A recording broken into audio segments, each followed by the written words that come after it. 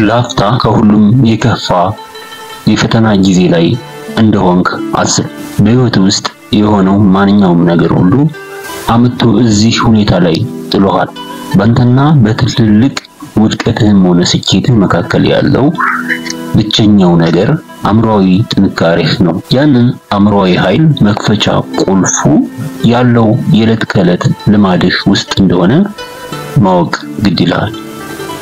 ከዚህ በበለጠ ደግሞ አእምሮህ እጅግ በጣም ጠንካራ፣ እጅግ በጣም የማይበገር አቅም እንዲኖረውና ምንም አይነት የህይወት መሰናክል ፈጽሞ የማይታለፍ መስሎ እንዳይታየው ለማድረግ መዋቅሩን እንደገና ማስተካከልና በፈለከው መንገድ መቅረጽ እንደምትችል ቢነገርህ ምን ይሰማሃል?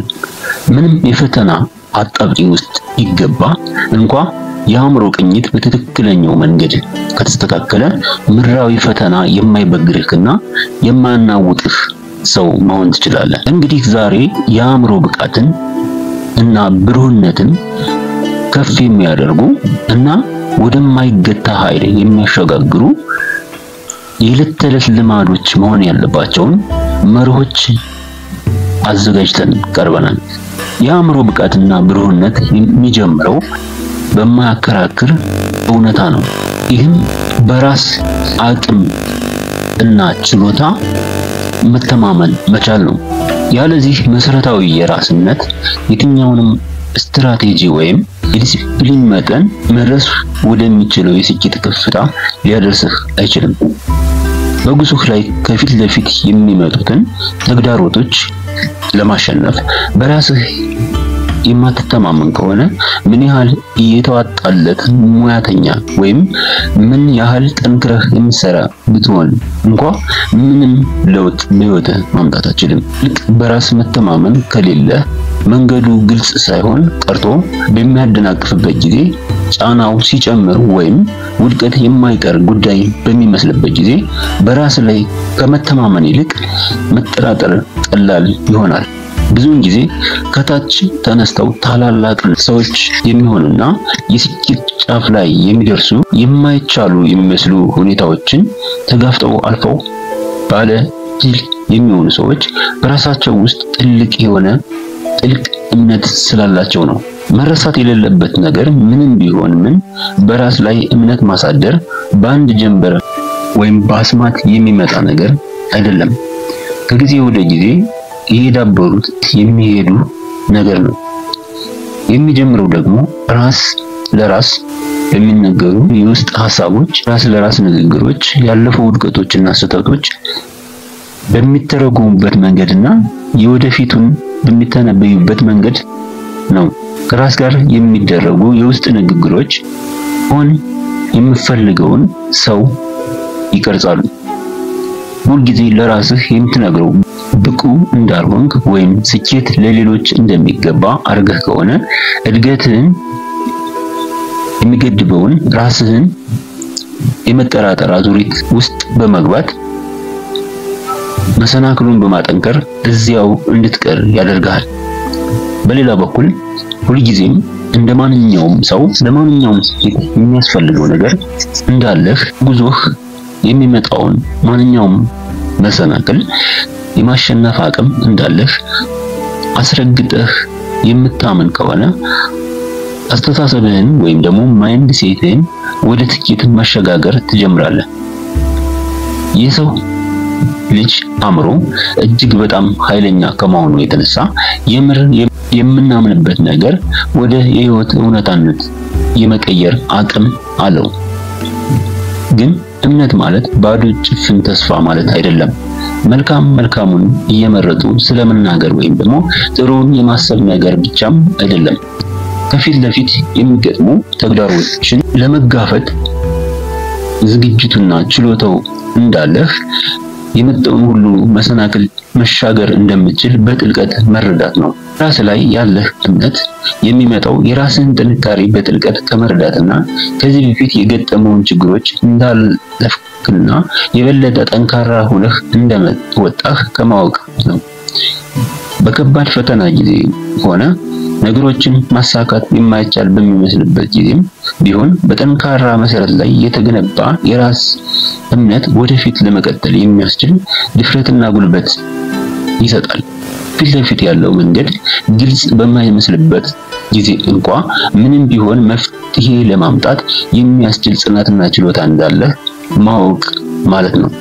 በጣም ኃይለኛ ከሆኑት የእምነት ገጽታዎች አንዱ የተግባር ተነሳሽነትን ማቀላጠፍ እና ማቀጣጠል ነው። ያሰቡትን ለማሳካት ችሎታ እንዳለ መተማመን በሚኖርበት ጊዜ ድፍረትን የሚጠይቁ የተሰሉ እርምጃዎችን የመውሰድ ወደማይታወቅ ፈተና የመግባትና የሚመጡትን ተግዳሮቶች ተቀብሎ የመጋፈጥ አቅም ከፍ ያለ ይሆናል። ምክንያቱ ደግሞ ምንም ቢያጋጥም መንገድ እንደሚገኝ ራስን ማሳመን ስላለ ነው። ጥርጣሬ ማቆጥቆጥ በሚጀምርበት ጊዜ በራስ ላይ ያለ እምነት ወደፊት ለመግፋት እና ቀጣዩን እርምጃ ለመውሰድ የሚያስችል ተቀጣጣይ ነዳጅ ይሰጣል። ይህ የውጭ ሁኔታዎች ወይም ሌሎች ሰዎች የማይሆን ነገር ቢያመላክቱ ወይም አስተያየት ቢሰጡ እንቅፋት ሊያሳዩ ቢሞክሩም እንኳ እርምጃን ወደፊት መቀጠል የሚያስችል አንቀሳቃሽ ሞተር ነው። ሌሎች ሰዎች ተስፋ ቆርጠው የሚተውበትን ነገር እንዳትተው የሚያደርግህ በራስ ላይ ያለ እምነት ነው። ነገሮች ምንም ያህል አስቸጋሪ ተፈታታኝ ቢሆኑም እንኳ ወደ ግብ ለመድረስ ጉዞን መቀጠል የሚያስችል ኃይልን ይሰጣል። በራስ እምነት መሰረት ሲጣል ሰው ለውድቀትና ለፈተና የሚሰጥን ግብረ መልስ በተለየ አቅጣጫ መመልከት ያስችላል። በራስህ እምነት ሲኖርህ ውድቀት የጉዞው መጨረሻ ሳይሆን የሂደቱ አንድ አካል እንደሆነ ትቀበላለህ። ይህ ለእድገት ለመማርና ቀጣይ መንገድን ለማስተካከል ጥሩ አጋጣሚ ይሆናል የሚል አስተሳሰብ ትቀርጻለህ። በራሳቸው የማይወላውል እምነት ያላቸው ሰዎች ውድቀት የነሱ መገለጫ ሆኖ እንዲቀር አይፈቅዱም። ዳግም በአዲስ ማንነትና ጥንካሬ እንዲቀረጹ ይፈቅዱለታል። ስህተት መስራት ሌላ እርምጃ ወደፊት እንደመሄድ ነው። ምክንያቱም ስኬት የሚወሰነው በአንድ ጊዜ ሳይሆን በጽናት ከእያንዳንዱ ስህተት በኋላ ከቀድሞ የበለጠ ጠንካራ በመሆን ችሎታ ነው። ይህን አይነትነት ውስጥ መገንባት ህይወት ቀላል ሆኖ እንዲቀጥል ዋስትና ስለማግኘት አይደለም። ጉዞ ፈታኝ እንደሚሆን መረዳት፣ ነገር ግን ደግሞ ከፈተናው በላይ የበለጠ ጠንካራ ሆኖ መዝለቅ እንደሚቻል መተማመን ማለት ነው። ያለፈውን ወደ ኋላ በመመልከት የታለፉ መሰናክሎችን ማስታወስ እና ወደፊት ለመቀጠል የሚያስፈልገውን የውስጥ ብርታትና ጽናት እንዳለ ራስን ማሳወቅና ማሳመን ነው። በራስ ላይ የተገነባው ይህ ጥልቅ እምነት ፍርሃትን፣ የራስ ጥርጣሬንና በመንገድ ላይ የሚያጋጥሙ ተግዳሮቶችን ተጋፍጦ ለማለፍ የሚያበረታታ ጉልበት ነው። አንዴ የምር በራስ አቅም መተማመን ከተገነባ በኋላ ሁልጊዜም የታሰበ ታላቅነት ለመድረስ ምንም ሊያስቆም አይችልም። ሌላው ትክክለኛ የአእምሮ ጥንካሬ የሚገነባበት መንገድ ዲሲፕሊንን እንደ መርህ በመከተል ነው። ዲሲፕሊን ላይ በሚገኘው ጠንካራ መሰረት ጊዜያዊ መነቃቃት ሳይሆን ቀጣይነት ያለው ተነሳሽነትና ቁርጠኝነት በመገንባት ነው። አእምሮ ጥንካሬ የሚገነባው በዕለት ተዕለት ዲሲፕሊን ላይ በሚገኘው ጠንካራ መሰረት ላይ እንጂ በፍጥነት በሚመጣና በሚሄድ ቀጣይነት በሌለው አነቃቂ ስሜት ላይ አይደለም። አነቃቂ ነገር በጊዜውና በቦታው ላይ ትልቅ ኃይል ነው፣ ነገር ግን በዘላቂነት አስተማማኝ ተነሳሽነትና ቁርጠኝነት አይሰጥም። ስሜት እንደ ማዕበል ይመጣል ይሄዳል። ከባድ ጊዜዎች ለማለፍ በሱ ላይ መተማመን ወጥነት የጎደለው ውጤት ያስከትላል። የአእምሮ ጥንካሬና አይበገሬነት ለማግኘት ቁልፍ ማነቃቂያው እስኪገኝ መጠበቅ ሳይሆን ዲሲፕሊን ማዳበር እና ዲሲፕሊንን መከተል ማለት ነው። ዲሲፕሊን ማለት ደግሞ ምንም ይሁን ምን የታለመለት ቦታ ላይ በየቀኑ መገኘት ማለት ነው። ምንም አይነት የደስታም ሆነ የመከፋት ስሜት ቢሰማ በመንገድ ላይ ባሉ መሰናክሎች ሳይገቱ የሚያስፈልገውን ተግባር ማከናወን ማለት ነው። ነቃቁና በስሜት ሲሞሉ እና ወደ ተግባር ለመግባት ዝግጁ ሲሆኑ እርምጃ መውሰድ ቀላል መስሎ ይታያል። ነገር ግን እውነተኛ የአእምሮ ጥንካሬና አቅም የሚፈጠረው የደስታ ስሜት በሌለበት፣ መስራት በማይፈልጉበት ጊዜ፣ በሚታክቱበት ጊዜ ወይም ደግሞ እድሎች በተቃራኒ የቆሙ በሚመስልበት ጊዜ በመነሳሳትና እርምጃ በመውሰድ ነው። በመሰረቱ ጠንካራዎችንና ደካማዎችን የሚለዩት በእነዚያ ጊዜያት ውስጥ በሚኖሩ የመነሳሳትና ወደፊት የመራመድ ችሎታ ነው። ዲሲፕሊን ፍጹም ስለመሆን አይደለም፣ ጽናትና ወጥነት ነው። ከጊዜ ወደ ጊዜ ድንቅ ውጤቶችን የሚያመጡ ዘላቂነት ያላቸው ትናንሽ ልማዶችን መፍጠርና ማዳበር ማለት ነው። በመደበኛነት የሚወሰዱ እያንዳንዱ ትናንሽ እርምጃዎች ችግርን የሚቋቋሙ የአእምሮ ጡንቻዎችን እንዲገነቡ ያደርጋሉ። የዲሲፕሊን ኃይል ያለው ውጤቱ ሊተነበይ መቻሉ ላይ ነው። ማነቃቂያ የማይገመትና የጊዜ ቆይታው አጭር ነው። ዲሲፕሊን ግን የሚተነበይና ዘላቂነት ያለው ሂደት ነው። ዲሲፕሊን ሲያዳብሩ ምንም ቢፈጠር ሊተማመኑበት የሚችሉ አስተማማኝ ስርዓት እየፈጠሩ ይሄዳሉ። የራስን መመዘኛዎች ወይም ስታንዳርዶች ማዘጋጀትና በእነሱ መመራት እና ባይመችም ደስ ባይልም እንኳ የዕለት ተዕለት ልማዱን እንደማይለወጥ አውቆ መርሁን መቀጠል ነው።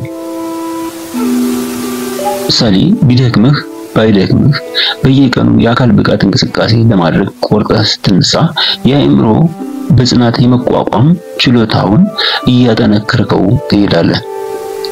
የቱንም ያህል ተነሳሽነት ቢሰማም ባይሰማም ቢሰለችም ባይሰለችም በየቀኑ ወደ ስራ ስትሄድ እና መስራት ያለበትን ሰርተህ ስታጠናቅቅ በማንኛውም የችግር ማዕበል ውስጥ የሚያሻግርህን የአእምሮ ጥንካሬ እየገነባህ ትሄዳለህ።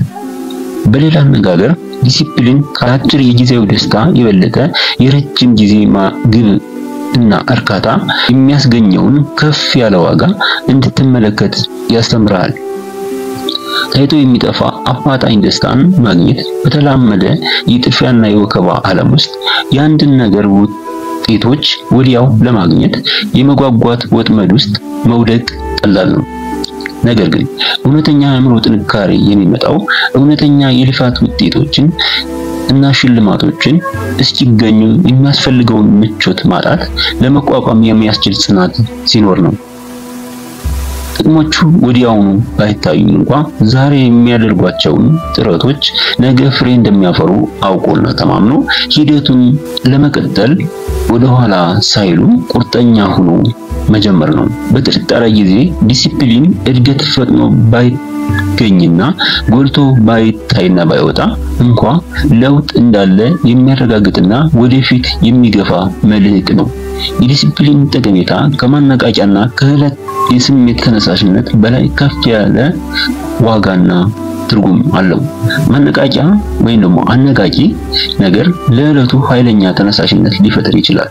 ዲሲፕሊን ግን በመጀመሪያ ላይ ያለው መነቃቃት ከጠፋ በኋላ እንኳን እውነተኛ ብርታትና ጽናት እንዲቀጥል ያደርጋል። ዲሲፕሊን ማንም በማይመለከትበት ጊዜና ቦታ እንኳን ትክክለኛውን ምርጫ መምረጥና ትኩረት ለሚከፋፍሉ ነገሮች ወይም ተፈታታኝ ለሆኑ ሁኔታዎች እጅ መስጠት ቀላል በሚመስልበት ጊዜ እንኳን ቃል በቃል መጽናት፣ በቁርጠኝነት መጽናት ማለት ነው።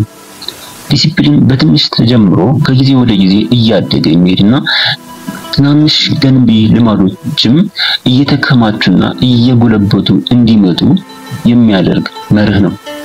መልካም ልማዶችም በማንኛውም ተግዳሮት በማይዋልል አትኩሮትና ቁርጠኝነት ለመጋፈጥ የሚያስችል የማይነቃነቅ የአእምሮ ጥንካሬ ይገነባሉ።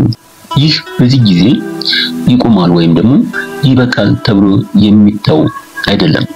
ሕይወት እስካለ ይቀጥላል። ከፍ ሲልም ከሞት በኋላ ስምን ተክሎ የሚያልፍ አሻራ መስራት ያስችላል።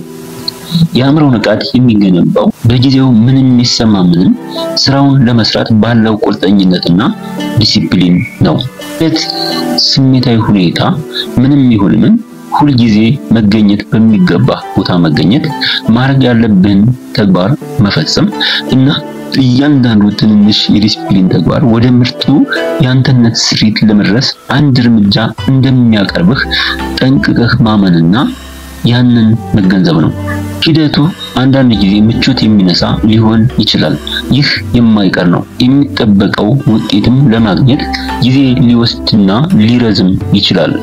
በዲሲፕሊን ግን በጣም አስቸጋሪ የሆኑትን ጊዜያት ለመቋቋም የሚያስችል ጥንካሬና ግቦችን ጫፍ ለማድረስ የሚያስችል ቁርጠኝነትና ጽናት ይገነባል። የአእምሮ ጥንካሬና ንቃት ግንባታ ሂደት ብዙውን ጊዜ በምቾት ማጣት፣ በህመም እና በተግዳሮት የተሞላ ሊሆንም ይችላል። ምንም ቢሆን ተቋቁሞ በጽናት የሚቀጥል ሰው ግን የከፈለውን ዋጋ በሺዎች ተባዝቶ ያገኘዋል።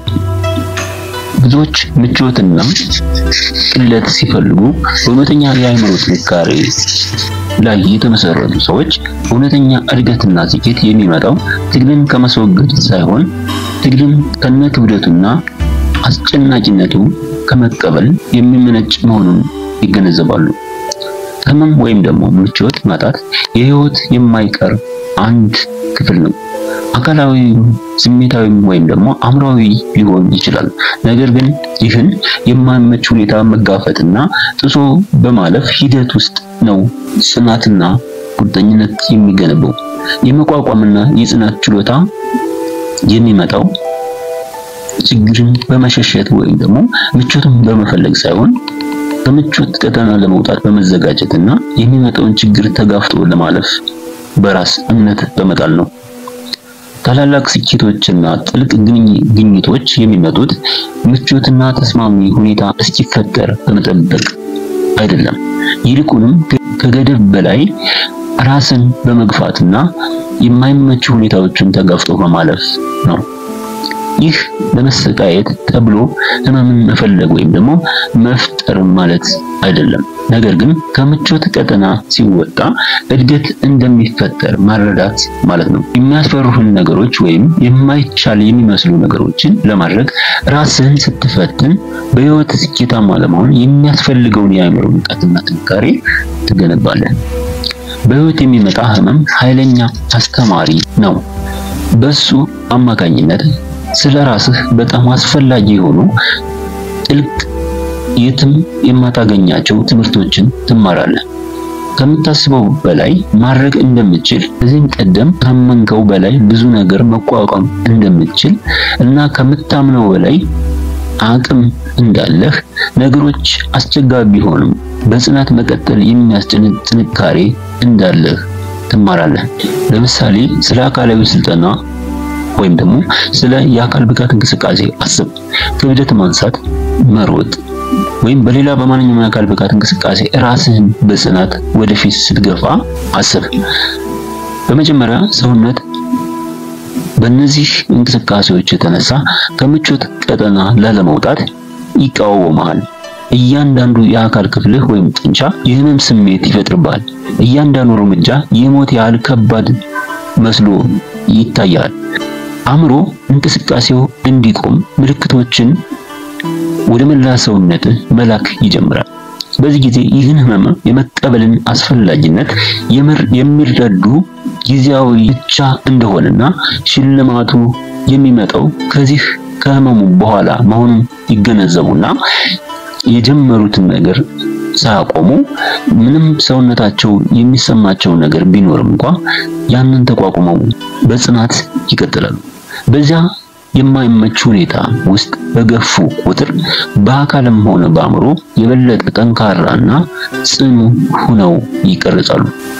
ህመሙና አለመመቸቱ በለውጥ ውስጥ መሆኑን የሚያሳይ ምልክት ነው። ህመምና አለመመቸት ህይወት በለውጥ ውስጥ እያለፈ መሆኑን የሚያሳይ ምልክት ነው።